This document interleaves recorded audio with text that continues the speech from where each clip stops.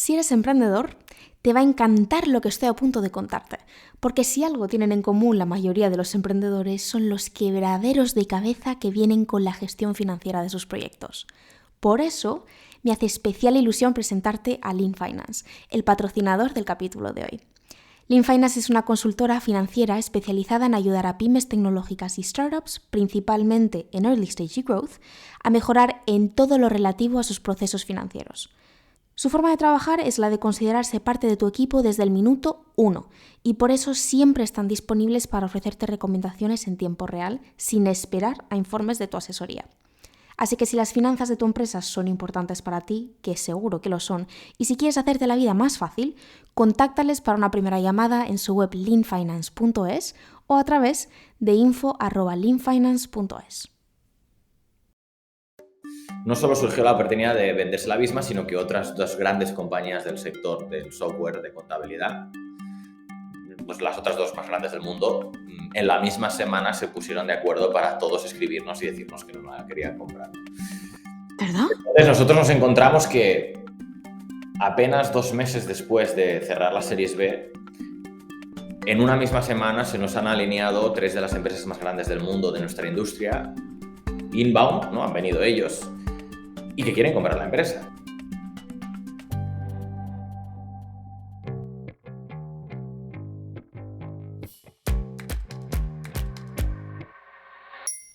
Desde Genes, esto es Cómo lo hice, un programa en el que entrevistamos a innovadores, emprendedores e idealistas españoles sobre las historias que detrás de los movimientos, proyectos y marcas que crearon.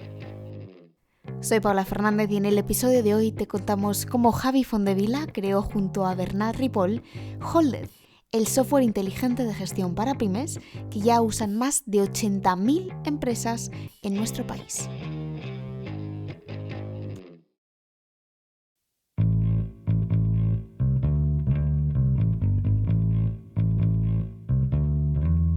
En las universidades enseñan distintas ideas sobre cómo emprender, pero la más sencilla y la que siempre lleva a crear algo realmente único es la siguiente. Encuentra un problema que mucha gente tenga y resuélvelo. Por ejemplo, ¿cómo puedo hacer que mis mudanzas sean más sencillas? Esa es la pregunta que los chicos de Renchester quisieron resolver. ¿O cómo puedo desplazarme de un punto a otro de manera cómoda y rápida? En muchas ciudades, Uber o Cabify han sido la solución para ello. ¿O qué tal? ¿Cómo puedo gestionar mi negocio de la manera más cómoda y eficiente posible? Vale, creo que ya sabes por dónde va la cosa. A día de hoy eso ya no es un problema, pero no hace tanto. Para poder tener control sobre tu inventario, hacer factura a clientes o hacer cualquier labor relacionada con la gestión de tu empresa, tenías que tener un ERP, que era un Enterprise Resource Planning, el cual antes solía ser muy complicado de usar. Este, por supuesto, fue el problema que Javi Fondevila y Bernat Ripoll quisieron resolver. Y de aquí nació Holded, el software de gestión para pymes que prácticamente todo dueño de empresa pequeña o mediana en nuestro país usa. Y si no me crees, pregúntale a cualquier amigo o amiga que tengas que sea dueña de un negocio. Lo más posible es que usen Holded. La manera en la que funciona es muy sencilla. Es una herramienta en la nube que tiene todo lo que necesitas para gestionar tu empresa. Facturación, contabilidad, proyectos, equipo, CRM, inventario. Javi y Bernat crearon Holded en 2016 siendo apenas unos desconocidos. Javi venía de haber montado su propia empresa de moda y Bernat dividía su tiempo entre el snowboard y la programación. Unos años después, en el 2021, Visma les compró por 120 millones de euros. Nosotros nos sentamos con Javi para hablar sobre cómo lo hicieron. Y como siempre, empezamos desde el principio de todo. Nació en Barcelona, su padre es abogado y su madre, según dice él, es comerciante. Lo que básicamente quiere decir que ha hecho y ha explorado muchas cosas a lo largo de su vida. Algo que va un poco de la mano de la personalidad de Javi, quien desde ya muy pequeño demostró ser una persona muy curiosa. Hay una imagen que siempre la recuerdo y es aquella de ir en el coche con tus padres y mirar por la ventana y ver cosas, ¿no? Y yo, frente a esas cosas que veía, esas cosas pues eran tiendas, almacenes, fábricas, ¿no? Me hacía muchísimas preguntas. Y no sé por qué, al final hay gente que tendrá más recuerdos. Yo, cuando pienso en mi infancia, no tengo muchísimos recuerdos, no lo veo todo, ¿no? Nítido, pero tengo flashes. Y este es uno de los flashes que siempre me acuerdo. Y era de ir eso en el coche, ver cosas y preguntarme, hacerme muchas preguntas sobre qué harán, cómo lo harán, cómo se habrá montado. Y al mismo tiempo nacerme como muchas ganas, ¿no? de hacer cosas al mismo tiempo, ¿no? Mm. ¿Cuántos años tenías? ¿Te acuerdas más o menos? No sé, pongámosle 10. Wow, o sea que eras joven, Sí. muy joven. Y o sea, como estudiante, de pequeño, ¿eras buen estudiante en el colegio? Nunca fui buen estudiante, pero nunca fui mal estudiante. Es decir, yo la liaba, pero lo justo, ¿vale? Sabía dónde estaba el límite de pasarse de la raya, entonces quizás apuraba demasiado ese límite. Ujú. Entonces, nunca he sido un mal hijo para mis padres, o no el típico hijo que ha hecho sufrir mucho en la época del colegio, pero tampoco pues quizás el que hubiesen deseado, que sacaba todo matrículas, ¿no? Yo pues suspendía unas cuantas el primer trimestre, un poco menos el segundo, y el tercero la recuperaba. Entonces, acababa pasando bien, pero lo había hecho sufrir un poco. Pero compaginabas con otras cosas, ¿no? Porque tengo entendido que a los 15 ya, desde pequeño, empezaste a vender cosas a tus compañeros del colegio. Eras, aunque no fuese a lo mejor el mejor estudiante, desde luego empezabas a moverte con otras cosas, ¿no? Sí, yo creo que todo me empezó un poco con el skate. Digamos que yo en el colegio debía tener 14, 15 años. De repente, pues me puse muy pesado y mi padrino me compró un skate. Todavía no había venido la moda del skate, que yo no sé, para los que tengan mi edad o que sean de entre el 85 y el 90 seguramente se acordarán que hubo un boom del skate, y de repente en el cole pues todo el mundo quería hacer skate. Pues yo un poco Ujú. antes, no sé por qué, me vino por ahí y me compré un skate, y me metí muchísimo en el mundo del skate. Con 14 años, obviamente, meterse muchísimo, pero estaba muchas horas en la calle ahí practicando. Me compraba revistas americanas donde salían fotos, y quizás ahí me nació mi primera inquietud empresarial, ¿no? De decir, hombre, a mí me gusta el skate, pero no solo me gusta practicarlo y consumir productos de skate. A mí me encantaría hacer algo, ¿no? Me encantaría tener una marca, me encantaría, no sé, participar de alguna manera más allá de simplemente pues, la práctica del deporte y el consumo de sus productos, ¿no? Ujú. Y ahí fue cuando creé, pues, una primera marca de ropa, que todo me venía, pues, tuve la suerte también de poder viajar a Estados Unidos cuando era joven, cuando tenía, pues, eso, 13, 14 años. Mi padre me enviaba en verano para que aprendiera inglés. Y, pues, al final ver mundo aporta, ¿no? Y te Sí, ayuda, ves otras cosas que puedes claro. importar. Yo ahí conocí en Estados Unidos una marca que me pareció súper chula, porque era así estilo surfera, pero con precio asequible. Y pensé, oye, pues esto, ¿por qué no lo hacemos en España? Que esto no lo tenemos, ¿no? Esta marca se llamaba Hollister. Entonces yo, con 14 o 15 años, les escribí un mail a ver si les interesaba darme una máster franquicia, a lo cual, pues, no sé ni si me contestaron, pero dije, bueno, si no quieren hacerlo, se lo voy a copiar y voy a hacer lo mismo. ¿Verdad? Entonces, mi madre me acompañó, claro, tenía 15 años, no tenía coche ni nada, pero me acompañó a Mataró. Estuvimos buscando fábricas textiles donde pudiesen hacerme las camisetas, me las diseñé, compramos las etiquetas por un lado, la fábrica de tela por otro lado, la confección por otro lado, y acabé haciendo una pequeña colección que seguía muy la línea de lo que hacía Hollister en ese momento, y la distribuí en una serie de tiendas de Barcelona. Me iba allí, pues, con un muestrario y les vendía mi producto. Y, oye, creo que me fue muy bien porque lo vendí casi todo, pero es Wow. verdad que también, pues, oye, era joven, también me gustaba, pues eso, hacer skate, hacer otras cosas. Seguramente me llegó la época, pues ya más de adolescente, en la que empecé a salir por las tardes, y digamos que eso quedó allí, ¿no? Pues lo hice un año y medio, y no le di continuidad. ¿Pero tú estabas diseñando esas prendas? O sea, ¿las diseñabas tú? Sí, sí, yo lo hice todo, pues papel y boli, dibujar, y así lo hicimos. Y tus padres perfectamente con eso, te animaban. Pues mi madre me apoyó, de hecho mi madre me dejó el dinero para poder fabricar. Obviamente, pues lo malo que tiene muchos de estos negocios de distribución es que tú primero lo fabricas, lo pagas, Ya, luego lo vendes y lo cobras, ¿no? Entonces, claro. ese gap entre yo lo he pagado y aún no lo he vendido y no lo he cobrado, pues alguien te lo ha de financiar. Con 15 años, pues no tenía muchas opciones de financiación y tuve la Wow. suerte, hablamos de un proyecto muy pequeñito, ¿no? No me acuerdo Sí, cuánto sí. fue en su momento, pero era una cantidad pequeña. Pero bueno, tuve la suerte de que mi madre, oye, yo creo que pues le hizo gracia, apostó por mí y me dejó pues ese dinero para poder fabricar y luego pues con lo que vendí pues se lo devolví y me quedé pues mis beneficios. Y sin embargo, luego estudiaste Derecho. Te fuiste a estudiar Derecho. O sea, eh, ¿tenías pensado que querías estudiar, pues eso, para ser abogado? ¿O como no me cuadra? No, a mí tampoco. A ver, yo creo que nadie o muy poca gente a los 18 años está preparado para escoger su profesión vital, ¿no?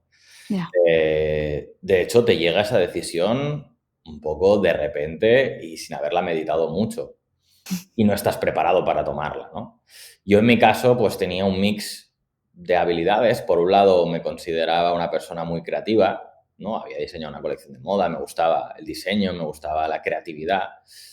Pero por otro lado también me gustaba el mundo de la empresa, la economía, ¿no? Era un perfil un poco curioso en ese sentido. Quizás no era el mejor en ninguno de los dos aspectos, pero me gustaban y me atraían los dos. Pero Ujú. no estaba preparado para responder a esa pregunta. ¿Qué voy a estudiar? ¿Qué eliges y qué quieres ser de mayor? ¿Abogado? Pues Pocos lo están.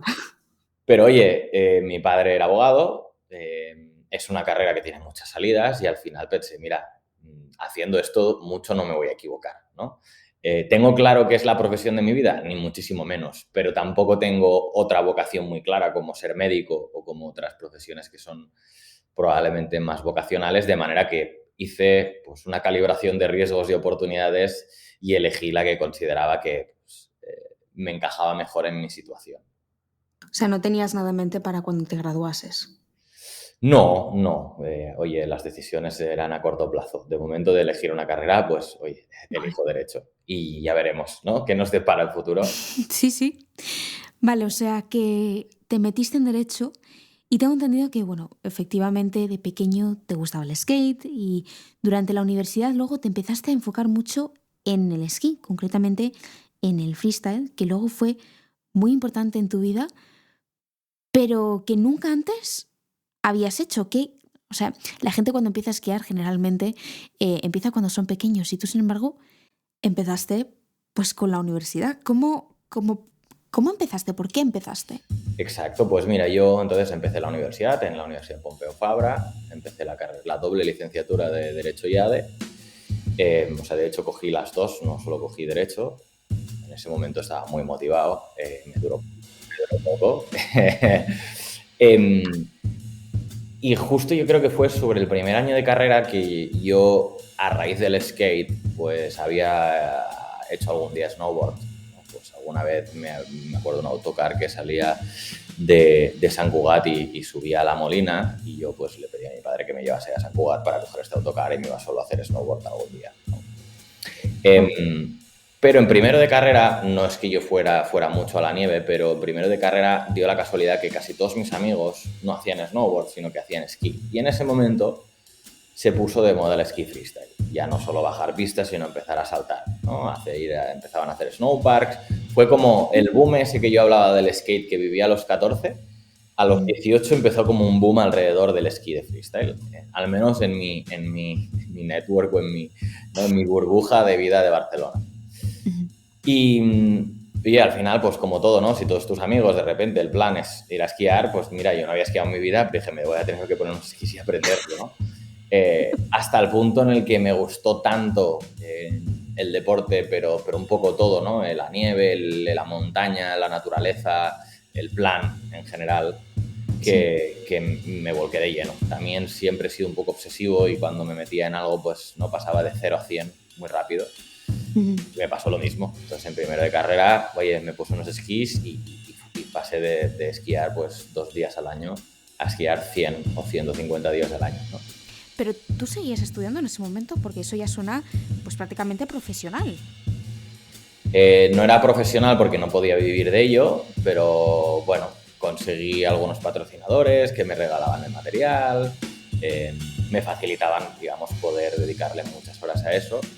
Yo estaba en la universidad, tenía la suerte de tener una familia que me podía, digamos, mantenerme, pues me daba comida, casa, todo, ¿no? No tenía que trabajar para poder vivir.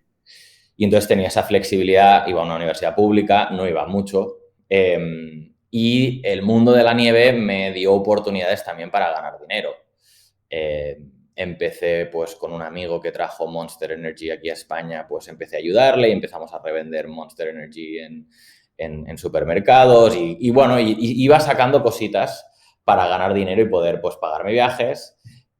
También, como te digo, tenía patrocinadores que me regalaban el material, me regalaban los forfés, entonces también mi vida en el mundo de la nieve era muy barata, me pagaban a veces los viajes, los alojamientos. Y ahí otra vez, ¿no? Como te decía antes, yo cuando me metía en algo me costaba quedarme en la barrera del practicante y enseguida ya intentaba pues ver un poco el negocio que se podía hacer allí. Y entonces pues otra vez recuperé un poco esa inquietud del mundo del textil. Me vino... Es un poco curioso porque ahora de hecho veo fotos y me da incluso un poco de vergüenza, ¿no? Pero cuando yo tenía 19 años, todos mis amigos o todo el mundo que practicaba esquí freestyle o incluso snowboard, vestíamos con camisetas muy largas. Tan largas que no las fabricaba nadie. De hecho, casi todos íbamos a nuestras madres o abuelas para que nos cosieran una camiseta al final de otra camiseta y así conseguir lo que en Estados Unidos le llamaban tall tee, ¿vale? Que es una camiseta muy larga. Yo me acuerdo de eso, sí, sí. Pero no había per se una marca que fabricase esto de cero, ¿no? Y ahí pues se encendió mi segunda bombilla emprendedora, decir, oye, pues aquí hay una oportunidad, ¿no? Todos estamos haciendo estos apaños, ¿por qué no hago una marca que fabrique pues tall tees, tall hoodies y esté un poco cubriendo esta necesidad, este nicho? Como te digo, la voluntad no era económica, porque si hubiese hecho muchos números me hubiese dado cuenta que eso no era un gran negocio, porque éramos cuatro locos que buscábamos esos productos. Pero bueno, era una manera, ¿no?, de sentirme más activo, me hacía ilusión, lo hacía por pasión al final, no por dinero. Obviamente siempre tienes la ilusión de poder ganar dinero. Claro. Pero tú no estabas solo en esto, ¿verdad? ¿Tenías a un socio, creo, contigo? No, entonces yo en ese momento, un gran amigo mío, que además esquiaba muy bien, estaba conmigo y yo le dije, oye, mira, tengo esta idea, además yo ya lo he hecho en el pasado, sé cómo hacerlo, porque no hacemos una marca de ropa y probamos suerte, ¿no? Tampoco es que hiciésemos muchos business plan antes de lanzarnos, simplemente lo hicimos, ¿vale? Y ahí empezó Fieldpark, que es mi primer negocio de verdad, mi primera SL, y una empresa que me duró pues 7 años, más o menos, 7, 8 años. Y cuando empezasteis Fieldpark, ¿cómo pensabais vender todo esto? Porque por entonces era el 2009 y lo que era el e-commerce no era algo... O sea, ahora a día de hoy, por ejemplo, todo el mundo piensa, yo qué sé, montar su marca y lo primero que hace es montar la página web, pero por entonces ni los consumidores estábamos habituados a eso, ni era lo normal. O sea, no se te ocurría a ti, no podías hacerlo en casa. Sí, el comercio online era incipiente, no era lo que es ahora, ¿no? Ha cambiado muchísimo, muy rápido, es decir, hacerse una web en ese momento, un e-commerce, era complicado, no era fácil. Por tanto, obviamente, lo más fácil y al principio fue vamos a vender en tiendas, antes de hacer nuestra propia web. De hecho, nuestra propia web la hice yo, pero era una versión HTML muy fácil, muy cutre, que era para poner pues los riders que teníamos en el equipo de nuestra marca y ya está, pero no se podía comprar, ¿no? Y empezamos así, pues oye, al final como tenían parte de nuestro network, pues estas tiendas de esquí, de snowboard, de skate, pues conocíamos a muchas de ellas, pues nos fue fácil empezar y así empezamos.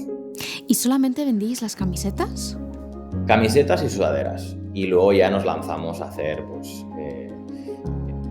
gorros, hacer otro tipo de productos alrededor de esto que vestíamos en el snowpark. Luego ya nos lanzamos a hacer ropa técnica, es decir, chaquetas y pantalones de esquiar. pero con todas las especificaciones técnicas, digamos, que nosotros buscábamos, que éramos muy puñeteros, ¿no? Pues oye, los botones imantados, el pantalón con un peto con tirantes, porque cuando en el snowpark al final normalmente tú vas cuando hace buen día, no cuando hace muy mal día. Entonces, pues te quieres sacar la chaqueta, ¿no? Había una serie de funcionalidades técnicas en la ropa que nosotros también buscábamos y que las marcas más mainstream no hacían. Entonces también nos metimos en la ropa técnica. ¿Cuántos años tenías en ese momento cuando empezaste? 20. Vale, esto es lo que estoy pensando. Tienes 20 años, sigues en la universidad y te quedan 5 clases para acabar. ¡5! Y decides abandonar la carrera. O sea, ¿tan bien te iba a Philpark como para que de repente, tan cerquita de la meta, decidieses dejarlo? No es que fuera tan bien, pero ya era un negocio. No sé, pues en ese momento quizás estábamos facturando más de medio millón de euros. Entonces ya era una realidad, no era algo incipiente. Yo tenía trabajo, yo tenía que ir a la oficina cada día, tenía pedidos, además no teníamos empleados. Entonces prácticamente pues lo hacía todo yo, ¿no? O subcontratado. Y mi hermano mediano que me empezó a ayudar. Entonces, bueno, simplemente, como decía, derecho no era mi vocación, no era mi pasión. Yo estaba en cuarto de carrera, prácticamente no tenía tiempo y claramente mi interés no estaba ahí. Entonces, simplemente hubo un día que me pude autoconvencer de que estaba justificado que ya no volviera a la uni. Hombre, es que es un salto, es que es un paso importante a dar. Bueno, entonces dejas la universidad y Javi, en ese mismo año, madre mía, 2009, menudo año, yo recuerdo que hubo una crisis económica que, bueno, ya había empezado en 2007, 2008, pero se empezaba a ver que afectaba mucho a los comercios en ese año. Y por entonces, como has dicho antes, Philpark vendía también a través de otras tiendas. Y tú te encuentras en una situación en la que has dejado tu carrera y tienes 20 años y estás dedicándole todo tu tiempo a un negocio, pero los pedidos supongo que tuvieron que empezar a bajar porque todas estas tiendas empezaron a cerrar. Sí. ¿Tuviste miedo en ese momento? ¿Cómo lo viviste? Bueno, de hecho tuve que pivotar la empresa. Por suerte todavía era un chiringuito y no era una gran empresa, ¿no? Pero sí, yo me encontré en la situación de tener pues, 55 puntos de venta más o menos que vendían en España nuestro producto, más otros 200 o 300 que vendían alrededor del mundo, en Austria, en Corea, en Japón. O sea, teníamos distribuidores por todos lados, íbamos a ferias. De repente me encontré que de un año para otro, y juraría que fue el 2011, el 50% o 60% de los puntos de venta que vendían nuestro producto en España cerraron. Wow. Claro, la crisis fue en 2008, pero un emprendedor no cierra el día de la crisis, lo estira, ¿no? ¿Qué pasó? Pues 2009, 2010, 2011, los tenderos ya pues estaban ahogados, la esperanza se pierde, las deudas te aprietan y acaban cerrando, ¿no? Sí. Y ahí, pues bueno, vino un momento de planteamiento.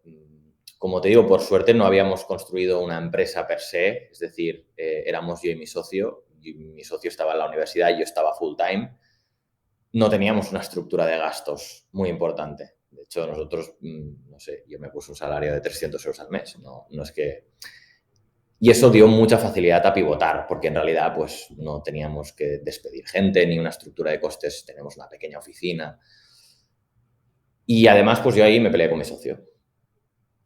Esto pues es algo muy normal, pelearse con un socio. Por eso cuando lo eliges has de sentar muy bien las bases, ¿no? Porque las personas pues evolucionan, a veces evolucionan diferente y a veces los intereses pues son diferentes o entran en conflicto. Yeah. Y si no se ha preparado una buena solución de conflictos o no se tiene el punto de madurez suficiente, pues esos conflictos pues pueden ser graves, ¿no?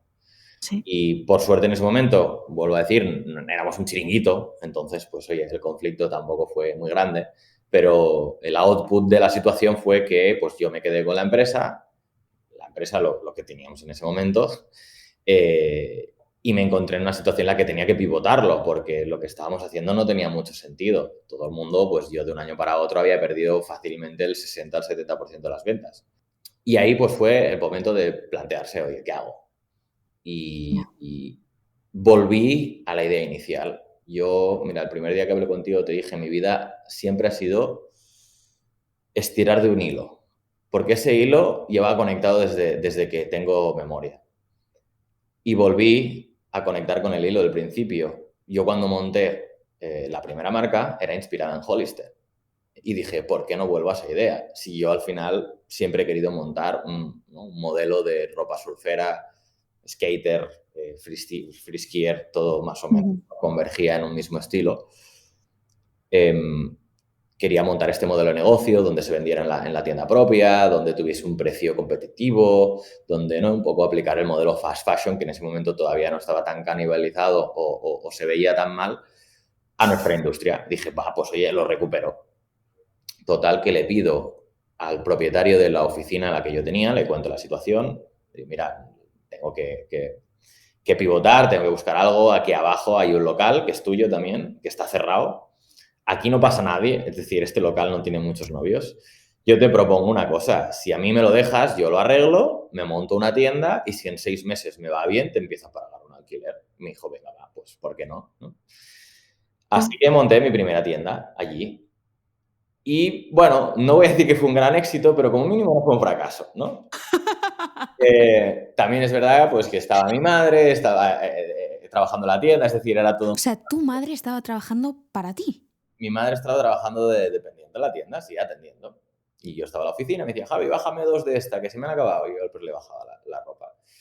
Pero fue suficiente como para coger confianza y decir, oye, tú, esto de la tienda yo lo veo, ¿sabes? Vale, esta no me va como un tiro, pero es que por delante de esta tienda pasan 2 personas al día, entonces es complicado que me vaya como un tiro. Pero si hago algo mejor, pues puede tener sentido. Y entonces tuve la suerte de, a través de un amigo mío que llevaba tiempo, pues que quería unirse a mí, me comentó de un local que había en un centro comercial en Barcelona que se llama Splau, que era un centro comercial en ese momento, digamos, poco popular, o no era un centro muy famoso, no estaba muy bien gestionado, pero que acababa de cambiar de dueños y tenía la pinta de poder ser un centro comercial que iba a crecer mucho, ¿no? La gracia de esa transición es que yo me fui a hablar con ellos para ver si tenían algún local y como tenían ganas de fomentarlo, conseguí que me diesen dinero para hacer la tienda. Me pagasen la obra. Venga, ¿en serio? Les vendí el concepto, les vendí pues que, oye, que era una cosa diferente y que era chula y que íbamos a hacer una tienda muy bonita y tal y cual. Y mira, me dieron el dinero para hacer la obra. ¿Y qué tal os fue? Increíble. Fue un cohete. O sea, abrimos en el Splau, la renta que habíamos firmado pues era muy competitiva porque en ese momento el centro no era muy bueno. Nos pagaron la tienda y aquello fue una explosión. O sea, esa tienda era una mina de oro. Entonces, bueno, pues dije, hombre, pues esto es increíble, ahora solo tengo que replicarlo, ¿no? Si una me da X, pues si hago 100, 100X, ¿no? Total que aquí, pues obviamente necesitaba capital, conseguí un inversor que me apoyase para poder hacer esta expansión, pero nunca conseguí replicar esa primera tienda. No todas son un fracaso, pero en general nunca vuelvo a tener la suerte de encontrar ese balance entre, ¿no? Pues una tienda que factura mucho dinero porque tiene mucho tráfico, pero no paga un alquiler desproporcionado. Y me encuentro en una situación en que la empresa pues pierde dinero y la competencia se vuelve muy dura. El fast fashion, digamos, explota un poco en España. Y yo pierdo un poco pues la fe en poderle dar la vuelta a esa situación si no es con una cantidad de dinero que no parece que nadie me la vaya a dar, ¿no? Al final los grandes cambios son caros, ¿no? No puedes, como decía, cuando tú tienes que fabricar para luego vender, tienes que financiar ese periodo, ¿no? Claro. Si no tienes músculo financiero, nos pasaba que muchas veces perdíamos ventas porque no habíamos sido capaces de fabricar suficientes pantalones cortos para la campaña de verano y al cabo de un mes pues los habíamos vendido todos. Ya. Pero claro, esa tienda sigue teniendo personal, sigue teniendo alquiler, sigue teniendo consumos eléctricos, ¿no? Pero no estoy facturando lo que debería porque no tengo el producto. Ujú. y ya no lo puedo tener porque tardó un mes como mínimo 2 semanas, un mes en fabricar, ¿no? Entonces es todo un círculo vicioso que es complicado. Llegó ese momento en el que vi que era muy complicado darle la vuelta a esa situación, que tenía suficiente dinero para cerrar y que tenía que tomar una decisión. Y tomé la decisión de cerrar la empresa en 2016. Vale, he leído, y corrígeme si me equivoco, que en ese momento tú tenías un Mac, eras fan de Apple y la mayoría de los ERPs, que son sistemas para la gestión de empresas, te pedían un PC, o sea, no funcionaban bien con el Mac. Y tú llegaste a llevar pues muchas tiendas y eso conlleva inventario, equipo, muchas cosas que si ya dan muchos quebraderos de cabeza con una tienda, con 14 eso tuvo que ser terrible. ¿Cómo lo estabas haciendo? Pues mira, mi programa principal era el Excel, ¿vale? Pero claro, cuando empecé a abrir muchas tiendas no podía tener al equipo trabajando en Excel, entonces teníamos un software, de hecho un software que había desarrollado una empresa que había comprado Grupo Interesport, que era horroroso, ¿vale? Era horroroso, solo funcionaba en PC, por lo tanto yo ya desde mi ordenador no podía acceder. Teníamos que tener un ordenador central en la oficina que digamos, nadie quería utilizar, donde pudiéramos instalar este programa. Era horroroso, daba muchos problemas, la experiencia era tediosa, pero tampoco era tan fácil encontrar alternativas. De hecho, pues las buscaba, pero no las encontraba. Entonces, al final, es como decirte, ese software me servía para las tiendas que pasas, ¿no? Que contabilizasen todas las ventas y gestionar los inventarios. Pero yo no hacía nada en ese software. Yo exportaba la información a Excel y luego tenía mis Excels donde calculaba mis compras, Uf, mis rentabilidades, mis rotaciones de productos. Es decir, yo y mi equipo trabajábamos con Excel, no trabajábamos con el programa en sí. El programa era solo, como te digo, para almacenar esa información sí. core y luego poderla exportar. En ese momento no existían productos en la nube prácticamente. La nube era súper incipiente. Te hablo pues, cuando esto empezó a planteármelo 2014, 2015. La nube era súper incipiente, había muy pocas cosas, las cosas que habían eran muy sencillitas o ¿no? muy MVPs. Y nosotros teníamos, oye, pues un tamaño ya que no era tan fácil, ¿no? Necesitamos algo con un poco más de Ujú. complejidad. Y ahí fue cuando, pues, mi frustración, yo no estaba en el mundo de la moda por amor puramente a la moda en sí, era un hecho de crear, de hacer negocios, de diseñar el proceso, ¿no? Ujú. También me picaba la curiosidad en cómo organizar un negocio y cómo hacerlo a través de la tecnología. Y yo, de hecho, cuando te hablo de los Excels, pues bueno, quizás yo creo que probablemente hay muchos emprendedores que lo hacen también, ¿no? Pero siendo un poco friki del Excel, te acabas montando tus macros y acabas teniendo ahí una especie de RP en el Excel, ¿no? Que no es muy estable ni muy de fiar porque te lo puedes cargar en cualquier momento, pero Sí. es tuyo, te lo has hecho tú y como que te encaja, ¿no? Y pensé, oye, ¿por qué no hago algo así, ¿no? En la nube, que sea guay, que, ¿no? Yo pensaba, ¿por qué no hago un RP Apple, ¿no? Es decir, todos los componentes de diseño y de, ¿no? Lo sexy que consiguen hacer los productos de Apple, ¿no? Lo deseables que los hacen, la usabilidad, ¿no? Todo eso, Ujú. ¿por qué no lo hago en un RP? Que parece que nadie lo ha hecho y a mí me encantaría para mí y estoy seguro que a todo el mundo le encantaría porque, de hecho, cuando empezamos con Holded siempre decíamos, nadie ama su RP, ¿no? Pero claro, yo no sabía programar, no tenía ni idea de hacer una pequeña web en HTML, pero no, nada más lejos que eso, ¿no? Y entonces simplemente pues fue como una especie de side project que yo empecé a tener mientras tenía Philpark en cuanto a diseñármelo. Yo sí que sabía utilizar Photoshop, InDesign, todas estas herramientas, y entonces yo me diseñaba las pantallas, cómo me gustaría que fueran, cómo me gustaría que el UI, ¿no? El UX, Sí, sí, digamos, sí, el sí. proceso por detrás, que tendría que hacer cada cosa. Yo empecé a diseñarme eso y empecé a intentar buscar a alguien que me lo programara. Con poco foco, no era mi prioridad. Entonces, esto iba muy lento, no era algo que yo estuviera cada Ujú. día en ello, ¿no? Pero sí que, pues, en mis ratos libres, en vez de irme de fiesta, pues, hacía esto que me divertía más. Total, que después de hablar con un par de startups que tenían algunos proyectos de tecnología, algunos desarrolladores, no encontré nadie o que le motivase suficiente el proyecto o que lo viese viable, ¿no? Ujú.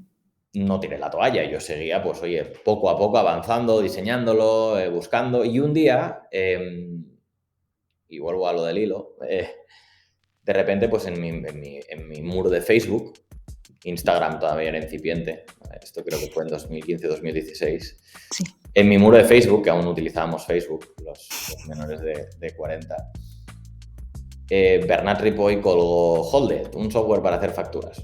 Yo cliqué, yo no sabía quién era Bernat Ripoll, pero lo tenía ahí en mi Facebook y cliqué y dije, ay, pues mira, esto es chulo, ¿no? Mira, este diseño, ¿ves? Era un software de hacer facturas muy sencillo, o sea, no era un RP per se, pero no sé por qué le vi ese qué, ¿no? Que dije, ostras, este tío parece que lo ha hecho él y oye, tiene gusto, ¿no? O sea, me gusta. Veo aquí como muchos ingredientes que me gustan. Dije, le voy a escribir, porque además, pues por lo que parece, este tío sabe programar, lo hace bien, pues le voy a escribir, Sí. le voy a contar mi idea y oye, a lo mejor podemos unirnos, ¿no? No sabía yo qué intenciones tenía él con esto que había hecho, que se llamaba Holded. Así que nada, le escribí por Facebook, le dije de quedamos en un Starbucks, o sea que todo bastante comercial, ¿no? Muy americano. Y yo qué sé, en esa primera quedada pues tuvimos match, profesionalmente hablando, ¿no? Pero tuvimos match. Los dos éramos unos motivados, las ideas fluían, ¿no? No sé, la ambición, la pasión, todo digamos que conectó y dijimos, oye, pues no sé, empecemos tú, ¿sabes? No hace falta ni crear empresas ni hacer nada. De momento empecemos tú y yo mano a mano a crear un producto y veremos dónde nos lleva esto, ¿no? Sin hacer grandes planes. Yo en ese momento sigo teniendo Fieldpark, que es mi trabajo y me ocupa pues como mínimo 8 horas al día. Y él en ese momento tenía un par de startups muy pequeñitas y se dedicaba básicamente al Snow. Y por eso decía lo del hilo, porque yo lo tenía en el Facebook seguramente por Fieldpark, por el mundo de la nieve, ¿no? Total que estamos, pues no sé, 3 o 4 meses desarrollando una primera versión. Veamos que lo que él había hecho, pues no es que lo tiremos a la basura, pero sí, decimos, oye, vamos a empezarlo de cero. Con la experiencia que yo tengo de tener un negocio pues más grande, vamos a añadir esos componentes, ¿no? Vamos a hacer un producto de cero entre los dos y durante 3 o 4 meses yo me conectaba sobre las 10 de la noche, él estaba viviendo en Estados Unidos, entonces pues yo trabajaba de 10 a 4 de la mañana y él pues por la tarde. Y desarrollamos pues la primera versión, digamos, beta de Holded, donde pues ya podía haber algún usuario creando facturas.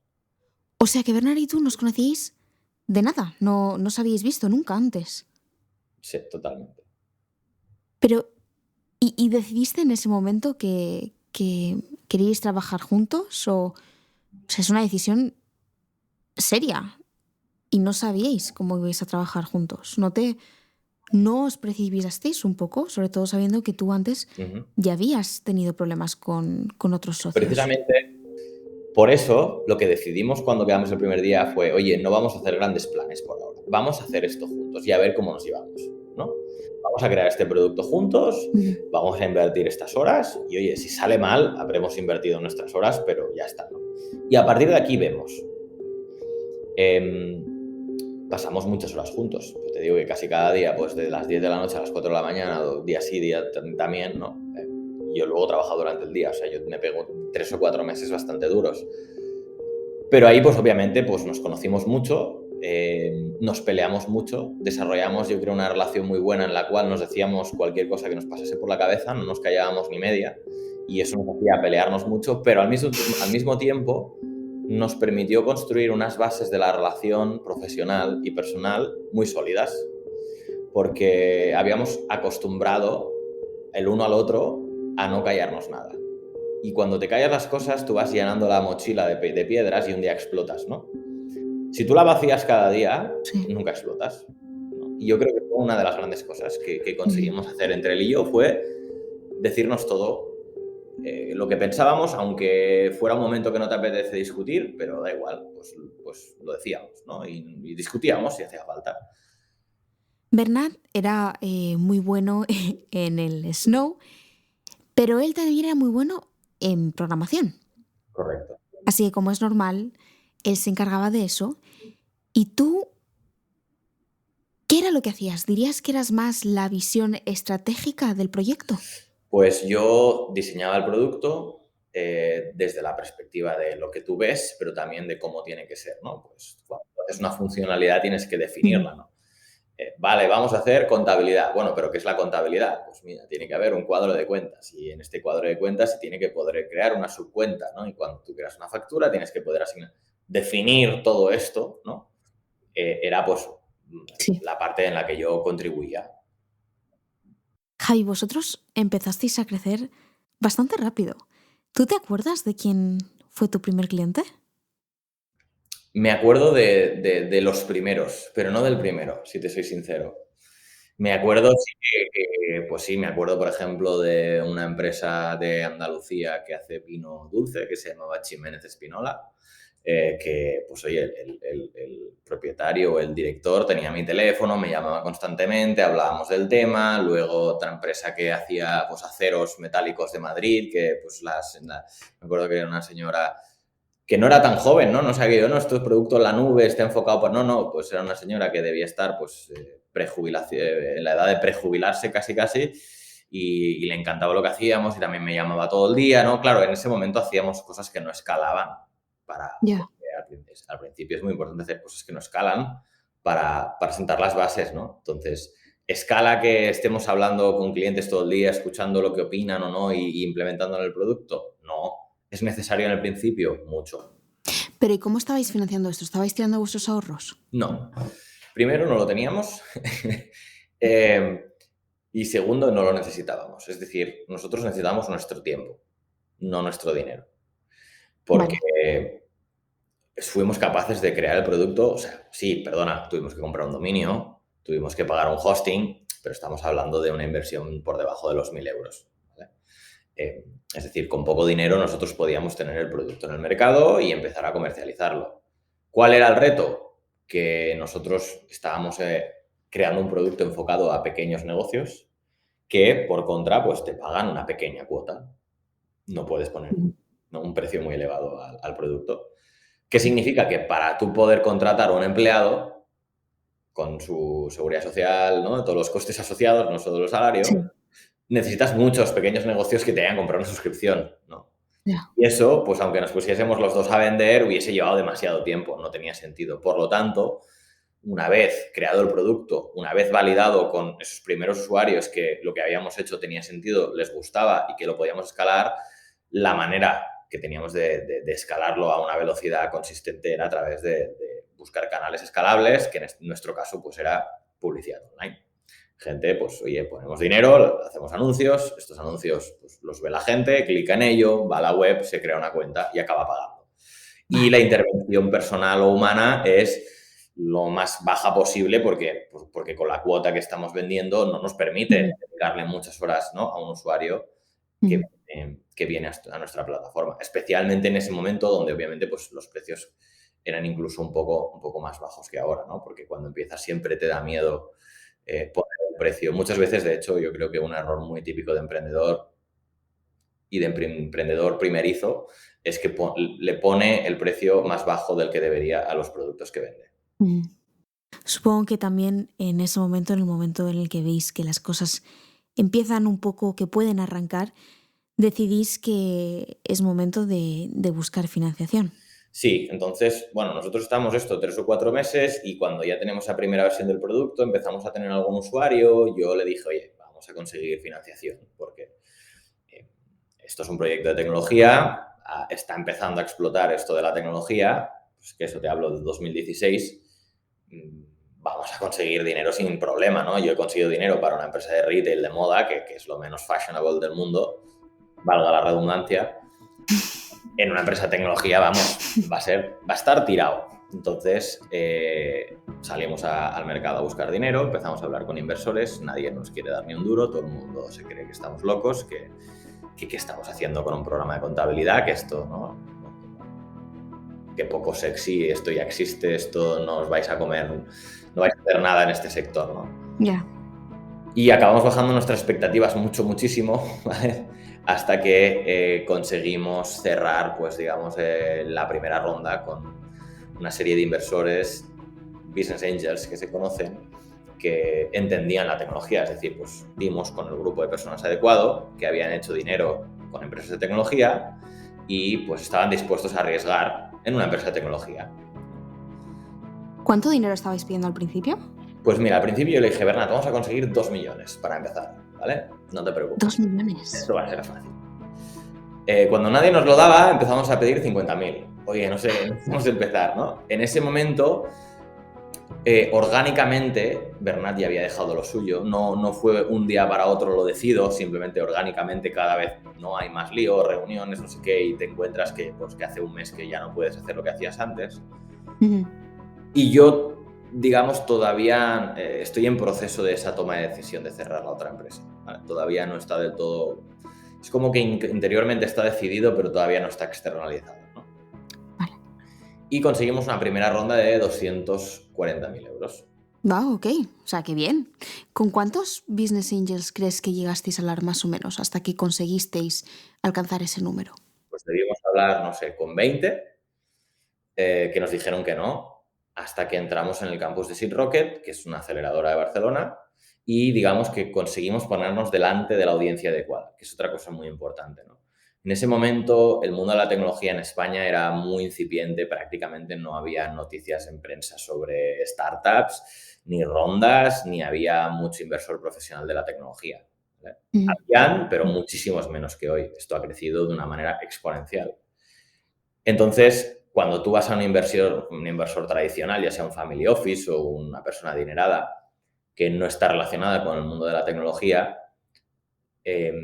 la cantidad de dinero que le pides, la valoración que puede tener, los riesgos que tienes que asumir, todo eso le explota la cabeza, porque en un negocio industrial no lo ha visto nunca, ¿no? ¿Qué pasa? Que nosotros al principio estuvimos enfocados en la audiencia errónea. Si a esto le sumas que además hacíamos algo que a priori no era muy sexy, no era revolucionario, no estábamos inventando nada, estábamos haciendo algo que existía de otra manera, pues era menos quizás atractivo como para que alguien que no conociera muy bien la industria del software se tirase a la piscina, porque hay un componente muy importante en la inversión, que es el soñar, ¿no? Tú a un inversor le vendes un sueño, ¿no? Y tú puedes ser muy bueno vendiendo tu sueño, pero tu sueño está un poco limitado a lo que tú haces. Si tú fabricas cohetes, tu capacidad de vender un sueño es muy grande, porque puedes decir a alguien que vamos a conquistar otro planeta, ¿no? Si tú tienes un software de contabilidad, pues bueno, puedes hacer soñar, pero estás más limitado.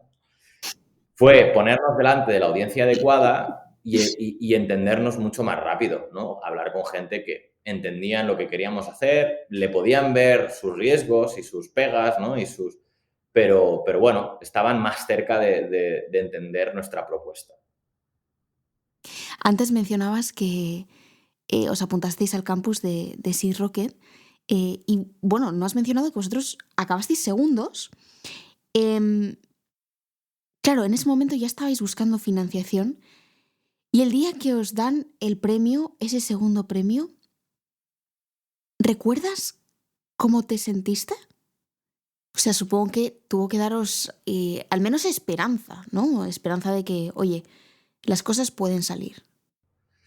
Fue quizás el día que sentí más alivio de toda la experiencia de Holder. Ese segundo premio no es nada, no es ni dinero, o sea, nos daban un descuento en Google Cloud o algo así. Pero el último día en ese premio es un demo day donde pues, yo hice un pitch a un grupo de 50 inversores. Nos bajamos del escenario, nos dieron el premio y de repente un montón de Business Angels se acercaron a nosotros y dijeron, oye, me encanta lo que hacéis, quiero hablar con vosotros la semana que viene. Wow. Y ese viernes, no sé por qué, pues sentimos mucha paz. Nos fuimos de fin de semana como por fin, ¿no? Parece que ya esto, ¿no? Vamos a conseguir financiación, vamos a poder arrancar el proyecto, Y ese día, pues, no sé, yo sentí una paz absoluta con Bernat fuera del Barcelona Activa, con el cheque ese en la mano, que no era nada, pero bueno, era una escenificación de un momento que me hizo sentir mucha paz, ¿no?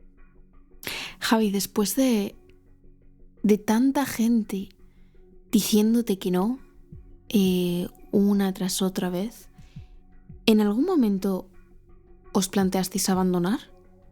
Sí, 80 veces. Yeah. Sí, me acuerdo de varias conversaciones en bancos de la calle, de salir de una reunión y sentarnos los dos un poco desesperados, ¿no? Nunca tuvimos una voluntad muy firme de tirar la toalla, fue más bien una reacción en caliente a una situación concreta, pero sí pasamos por esa parte baja de la montaña rusa. ¿Y cómo la superabais? Bueno, pues esperando un rato. Vale, entonces, ahora tenéis todo este dinero en el banco y siempre me he preguntado, ¿qué es lo primero que hacéis? Supongo que, además, en algún momento tuvisteis que pensar, madre mía, es que ya no hay vuelta atrás. Nada, ¿qué hacemos?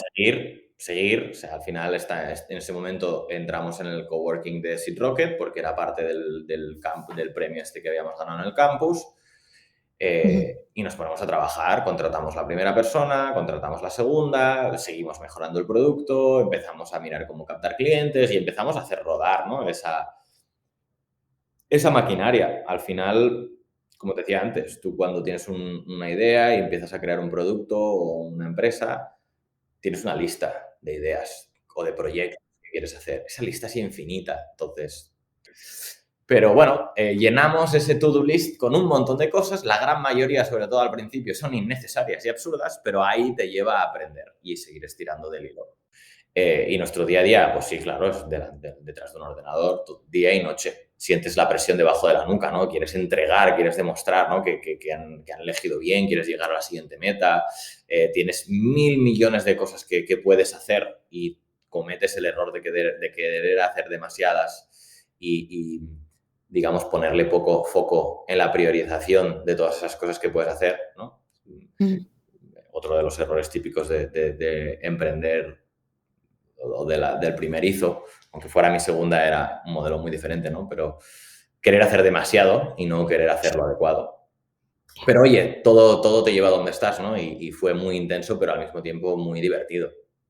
A partir de entonces, Javi, Holder creció muy rápido. O sea, incluso yo me acuerdo de, de escuchar el nombre de Holder pues al poco de que nacieseis. ¿Crees que hubo algo en especial que hizo que vuestro crecimiento se acelerase de esa manera? ¿A qué lo adjudicas? Pues mira, te diría tres cosas. Nosotros, desde el primer día, tuvimos una obsesión muy grande con el producto, con la marca y con el servicio. ¿Qué significa? Queríamos hacer un producto increíble. Queríamos hacer un producto que nos fascinara, pero porque nos fascinaba a nosotros, ¿no? Es que nosotros vibrábamos solos con lo que estábamos haciendo y con la funcionalidad que hacíamos. Luego teníamos una obsesión por crear una marca muy guay alrededor de todo esto. O sea, la gran diferencia es que casi todas las empresas que hacían software de contabilidad o de gestión o de facturación eran marcas pochas. Es decir, estaban diseñadas como una empresa un poco gris que podía ser súper rentable. Financieramente podía ser un súper negocio, ¿no? Pero quizás nunca habían tenido esa inquietud de ser sexys. Y nosotros lo queríamos ser. Quizás por de donde veníamos teníamos eso en nuestro ADN, pero queríamos ser una marca sexy, una marca guay, más allá de que el producto funcionara, ¿no? Y luego el servicio. Pensábamos que un gran producto con un mal servicio no iba a tener éxito. Entonces, yo los 2 primeros años, y mi socio también, de hecho, estábamos en el chat de atención al cliente hablando con todos los clientes posibles, porque era nuestra manera de estar cerca, de entenderlo, de contribuir, de formar al equipo, ¿no? Claro. Esos tres ingredientes son los que nos han hecho que nos vaya bien, lo que nos ha diferenciado de los competidores. Obviamente, los recursos económicos te permiten hacer más esas cosas. Pero igual te digo, tenemos competidores que con más dinero que nosotros han conseguido muchísimo menos. Lo que está claro es que el dinero no es el secreto del éxito, ¿no? Nosotros, sin la cantidad de dinero que hemos levantado, no estaríamos donde estamos porque no hubiésemos podido ir lo rápido que hemos ido. Pero hubiésemos seguido creciendo porque si nosotros mañana dejamos de invertir en adquisición, nosotros seguimos creciendo. Porque ya hemos construido una marca, un posicionamiento, pero crecer más rápido, aumentar la velocidad, es lo que es caro. Porque es caro aumentar la velocidad de crecimiento en cualquier... Es más, hay en empresas que ni siquiera se consigue, que no es una cuestión de dinero, que le puedes poner todo el dinero del mundo y no consigue crecer más rápido. Antes mencionabas que os pusisteis a poner anuncios también, independientemente de luego el producto. Sí. ¿Seguís haciendo eso a día de hoy? O sea, ¿os apoyáis en marketing digital? ¿Habéis hecho algo distinto? No, empezamos con el online marketing y a día de hoy sigue siendo nuestro canal principal. O sea, siempre creímos que, pese a este desfocus que te hablaba hemos tenido desfocus en muchas cosas, en el producto, en los proyectos que queríamos ejecutar, pero no en la adquisición. Es decir, hemos sido muy fieles al canal que siempre nos ha funcionado, hemos experimentado con otros canales, pero siempre invirtiendo muy poco tiempo y dinero, sabiéndonos retirar muy rápido si veíamos que no tenía sentido. De manera que nuestra energía, nuestro foco y nuestros recursos, tanto económicos como humanos, han ido destinados a escalar este canal que a día de hoy sigue siendo el que nos funciona.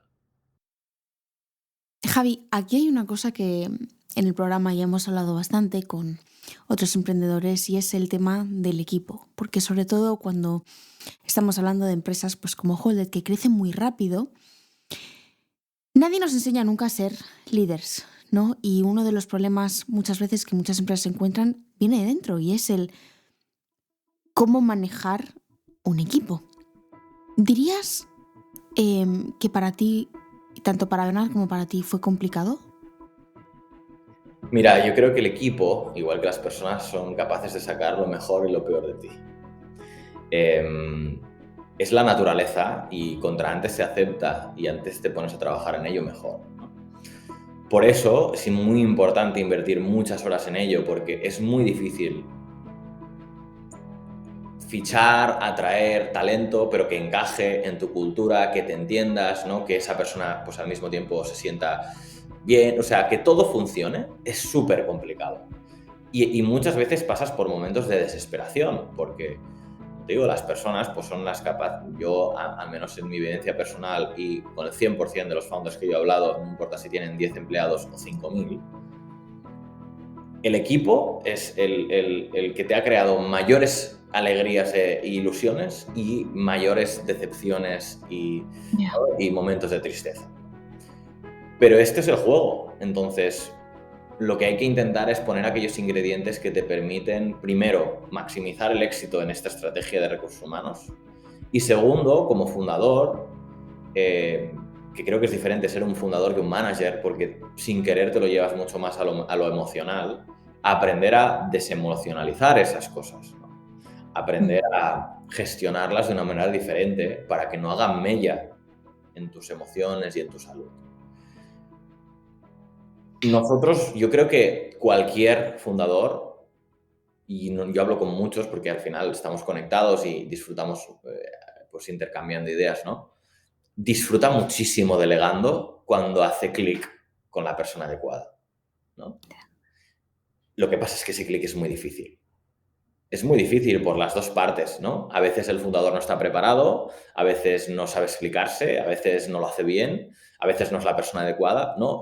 Al final es un match 50-50 y Mm. es muy complicado. Y cuando pensamos que ese match va a ser instantáneo, pues es cuando nos puede frustrar.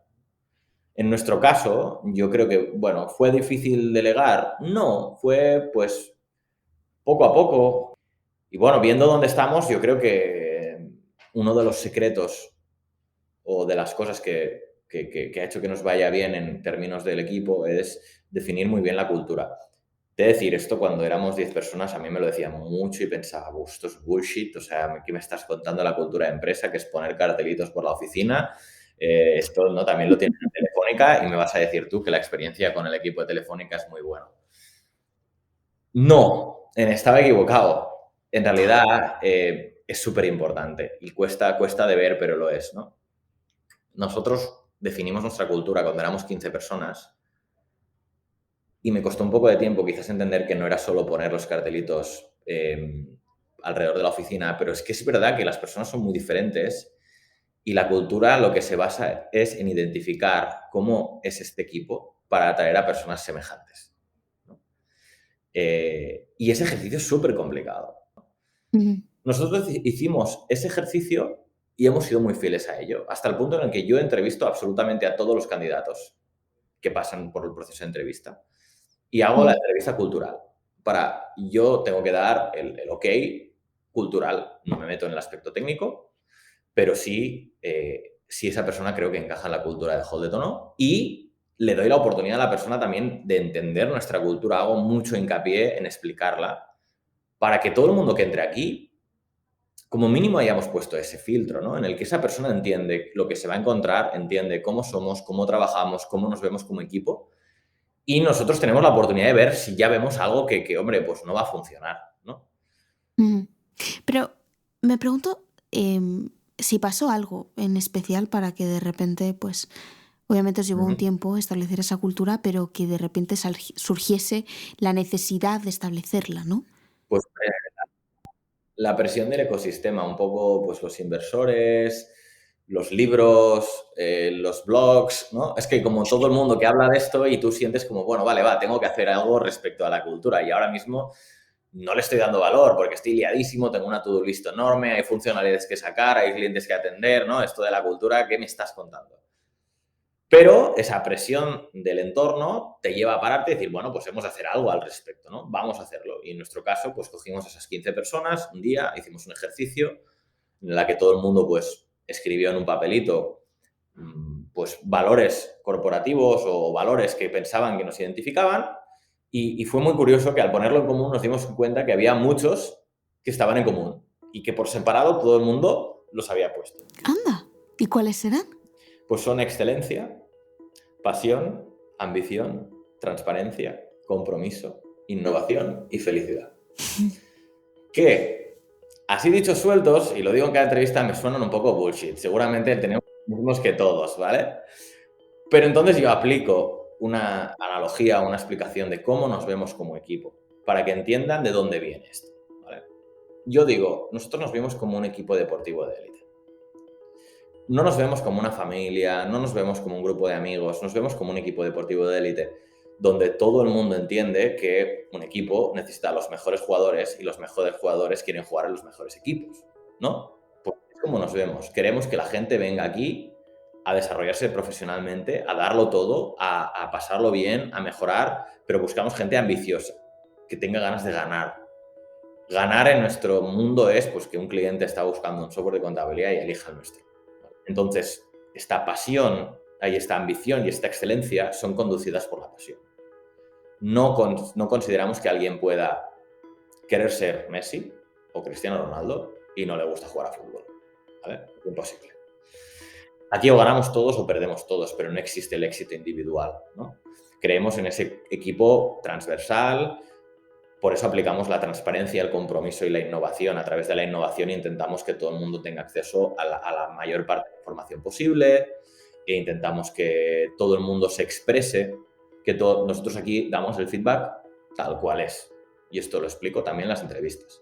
Si vas a hacer algo que no nos gusta, lo vamos a decir y lo diremos delante de todo el mundo. Pero no pasa nada, porque es constructivo.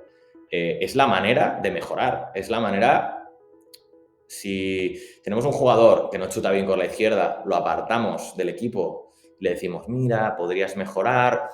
Muchas veces el feedback se da y sales de la sala y esa persona no sabe si era bueno o malo, ¿no? Sale con una confusión enorme. Y además el resto del equipo no se ha enterado. ¿Qué pasa? Que en un momento clave pues se la pasaron a la izquierda y esa pelota se irá a las nubes. ¿Cómo vamos a ayudar a alguien si nadie sabe lo que pasa, ¿no? Pues nosotros tenemos una cultura transparente en la que creemos que, oye, compartir, si queremos ser un equipo cohesionado, hemos de compartirlo todo al máximo dentro de lo posible. Y lo último, y acabo con mi chapa de la cultura, pero si me la preguntas, la tengo que acabar, es la felicidad, ¿vale? Y suena un poco cursi, pero es que yo soy muy feliz viniendo aquí cada día. Y no quiero que nadie me rompa eso. Ni a mí, ni a mi socio, ni al resto del equipo que viene aquí y se lo pasa bien y disfruta, ¿vale? Entonces, si a la gente le atrae el mundo de la startup, le atrae, es ambiciosa, es todo, pero le amarga esto, no es el sitio, ¿vale? Te atrae mucho porque quieres ser Messi, pero cada vez que sales a jugar te deprime, no es el sitio. Hola, soy Paula y estás escuchando La Historia de Holder, el software de gestión para pymes por excelencia. Bueno, quiero adelantarme un poco en el tiempo porque llegados a este punto todo les iba bastante bien. La empresa funcionaba, levantar dinero ya no era problema, la prensa les sacaba como una de las empresas más prometedoras de España. Es más, ¿qué más podían pedir? Bueno, pues aquí está la cosa. Y es que incluso cuando todo va bien, siempre hay algo que puede salir mal.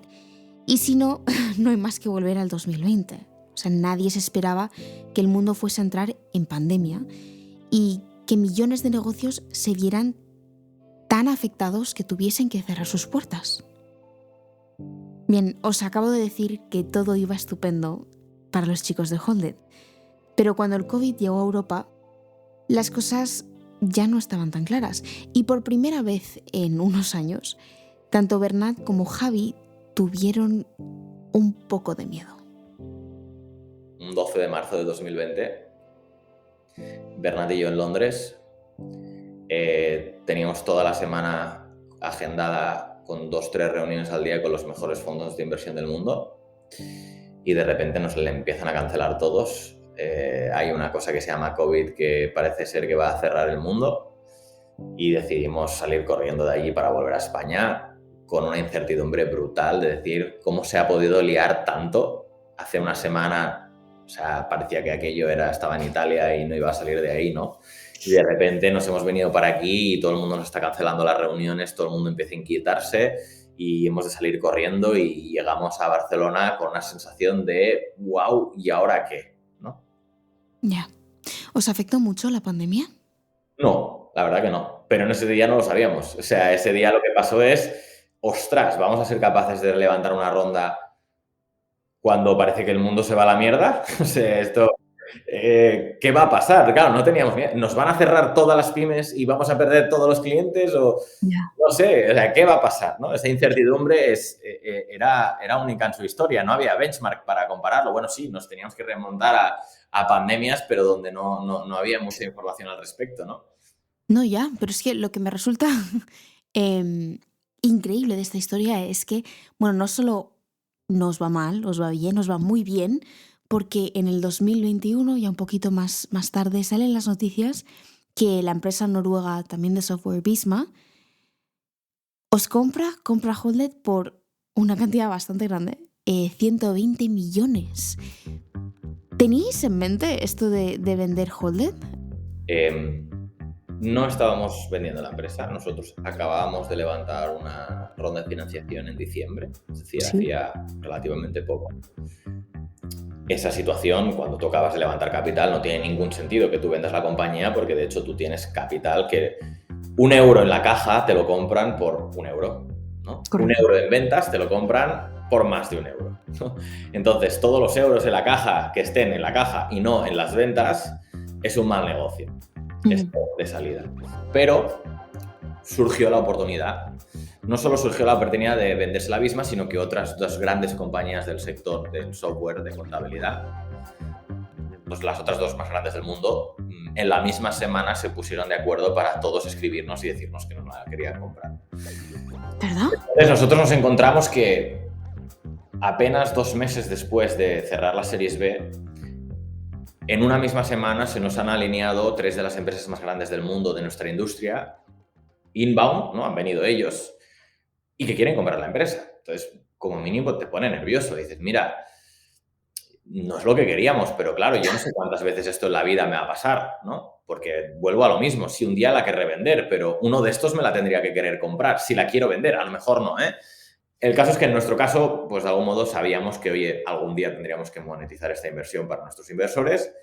Definitivamente no estábamos buscándolo, pero se dio una situación excepcional a la cual pensamos que como mínimo merecía ser escuchada, ¿no? Oye, como mínimo vamos a dejarles hablar y a ver qué tienen que decir porque es una situación excepcional y puede dar un resultado excepcional. Relativo al importe que se publicó en prensa, nosotros no comunicamos el importe de la venta porque el comprador nos pidió no hacerlo. Yo sinceramente creo que como fundador, pues sería positivo. Yo creo que la información empodera al ecosistema, ¿vale? Pero al final yo no estoy aquí solo, aquí hay muchas partes y, oye, en un consenso se llegó a la conclusión que era mejor, pues, mantener la confidencialidad de ese importe, ¿vale?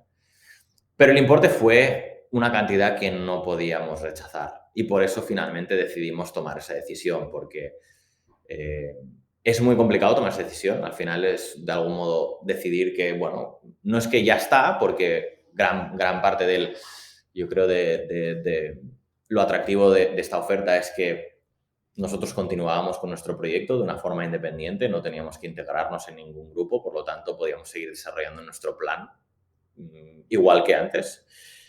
Ya no teníamos la necesidad de buscar capital cada 18 meses, lo cual era un alivio porque podíamos focalizarnos en nuestro negocio, ¿no? Y nos permitía, pues, oye, tener un socio que diese esta continuidad.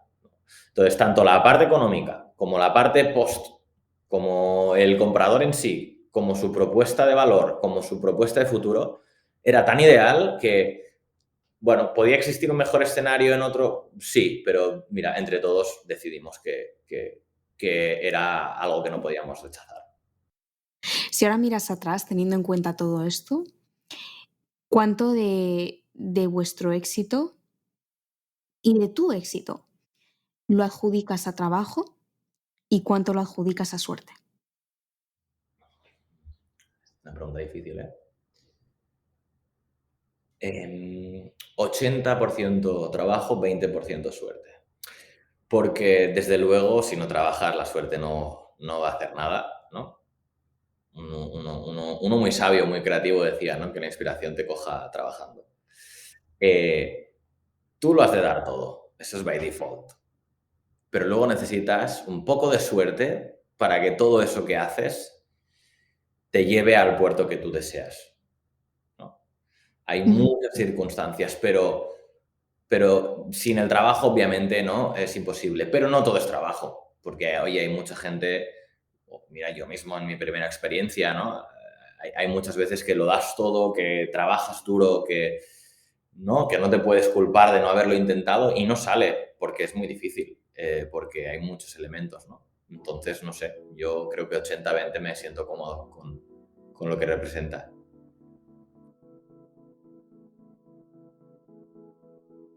Hey, muchas gracias por escucharnos esta semana. Por favor, asegúrate de que nos sigues en la plataforma desde la cual nos estás escuchando para que así puedas estar al tanto de todas las entrevistas que vamos subiendo. Tenemos algunas increíbles programadas para las próximas semanas, así que te invito a que nos sigas, a que le des a me gusta y también a que la compartas para que así podamos difundir el mensaje que queremos difundir, y es que si otros han podido, tú, tu amigo, tu amiga, también.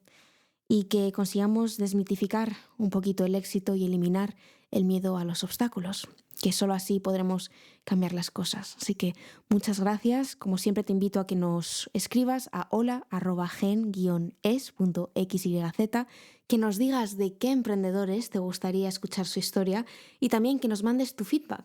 Somos bastante buenos respondiendo, o al menos lo intentamos, y siempre tenemos los brazos abiertos a nuevas ideas. Así que muchas gracias, te mando un beso desde aquí y nos vemos en 2 semanas.